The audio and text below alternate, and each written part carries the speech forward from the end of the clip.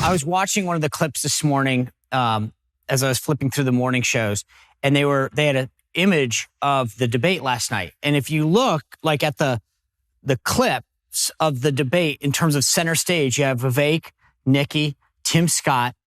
I was like, we're the party of diversity. And if you, it wasn't, I don't mean to say this, but a lot of times you had candidates that have run before, but they've not been the top tier candidates. Those were the center podiums. I mean, I thought it really reflected well on the party last night from an image standpoint.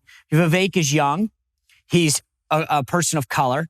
His parents were immigrants. You got Tim Scott that talks a lot about a very uplifting, positive message. Nikki, very successful. Her parents, same thing. I actually thought from an image standpoint, that was really, to me, the takeaway of the party that I don't think that, frankly, there's enough discussion of, and that might be something that as a party is embraced a little bit more, Jennifer. Sean, you know what? I talk about this all the time with people, especially, I live right next door in Massachusetts, and it's horrible. And I love when Kelly Ayotte is like, we don't want to become them because, right, you don't want to become, no one wants to become Massachusetts. And I tell this to the Democrats here all the time. Hey, guys, you know what? Look at my stage and look at what you have. You've got an old white guy who doesn't even know whether he's wearing shoes with laces or slip-ons. So, it's like propping up the guy at Weekend at Bernie's, prepping up Bernie. That's what Joe Biden is. And their bench is so lame that they're bringing back Kamala Harris because that's kind of the best that they have, right? Which is scary to all of us because a vote for Joe Biden is a vote for Kamala. And so look at our stage, on the other hand. You have, the oldest person on that stage is in his 60s. That's what we have. That's what we're offering. The youngest person is 38.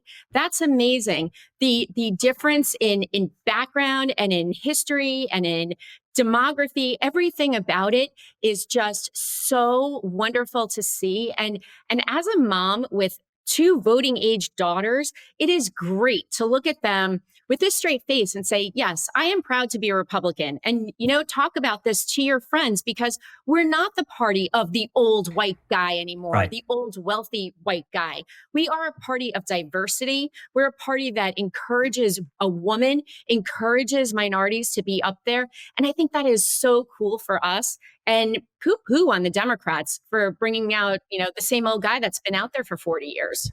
Yeah, Chris, I want to talk a little bit about what's happening, though. Before I go, Chris, did you want to make a comment on that? No, I think it's great. And all of these candidates are accomplished people in their own rights. They're people who have accomplished great things, every single one of them. And we haven't mentioned Mike Pence yet, but, congressman, governor, vice president. He's on the stage competing equally in the discussion with Vivek Ramaswamy, a young guy, businessman, billionaire. And then so we've got a great mix of people that our voters are going to be able to have a choice with. With the Democrats, you've got Joe Biden. I mean, really? That's awful. But let me We've ask got this. a great choice, and they've got no choice. But we're not talking about Mike Pence. Is that because Mike Pence didn't do anything for us to talk about? Mike Pence is well known, and his positions I don't think have really changed, and so he's a known quantity. So it's kind of hard for him to break out with a new policy or something to talk about because we kind of know him. He's been around, and so it's kind of like Donald Trump. I mean, he doesn't really need to be on the debate stage in some respects because he was president for 4 years. We kind of know what he's going to do, and so he doesn't need to break out. He's already out. It's maybe good for the other candidates that he's not on the stage so they can figure out who else. People educate people on what they stand for. Yeah. So I think Mike Pence is in that category. He's a known quantity. Let me just ask you guys a question, and then Jennifer, I'll let you go because I want to focus on some New Hampshire specific stuff.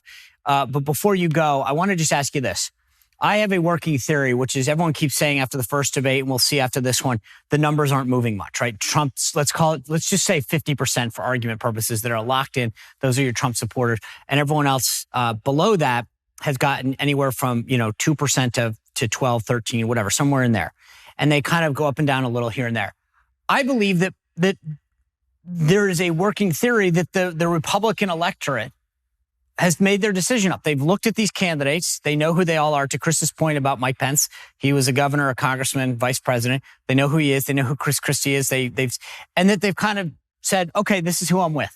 There doesn't seem to be a ton of movement, meaning you can have another debate if all you want, but I don't know that anything more is going to move. Trump's been indicted 4 times. He had this now motion from Letitia James in New York. At some point, you have thrown everything at the guy and it's not moving.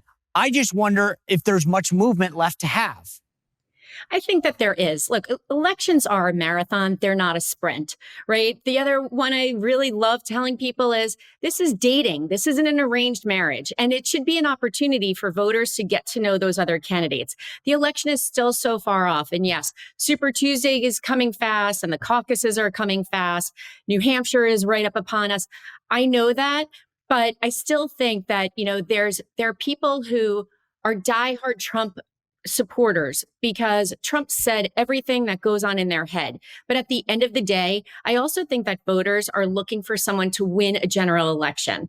And in order to win a general election, you can't go slamming other people. You need to talk about our energy policies. You need to talk about the economy, inflation, education, healthcare. And I think that those are things that people are still getting to know all of these candidates and listen to them and hear from them. I mean, I think it would be great to maybe separate the stage a little bit and have, 1 hour of 3 or 4 people and then the next hour of 3 or 4, because it was a snooze fest for such a long time last night.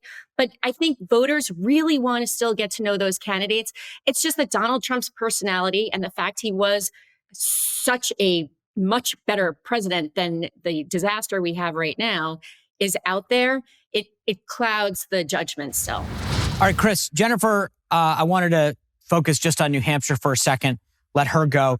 I know I'm going to be up there in October to join you for the First in the Nation event. Here's my question for you, though. New Hampshire has this storied history as being the first state to vote primary-wise. We all see, on election night, we watch everyone cast their first votes.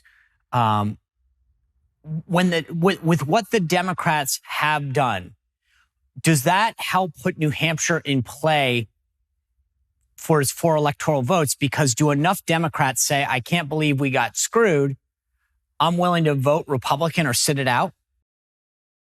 I believe it does. And in New Hampshire, our registrations are 30% Republican, 30% Democrat, and 30% undeclared. And so the undeclared voters can select either ballot in the primary. So they can walk in undeclared and say, I'm declaring as Republican, and pick that ballot. If there is no contest on the Democrat side and the president's not even on the ballot, they're more likely to pick a Republican. Is that a good thing? But do you want that? I think it's a great thing.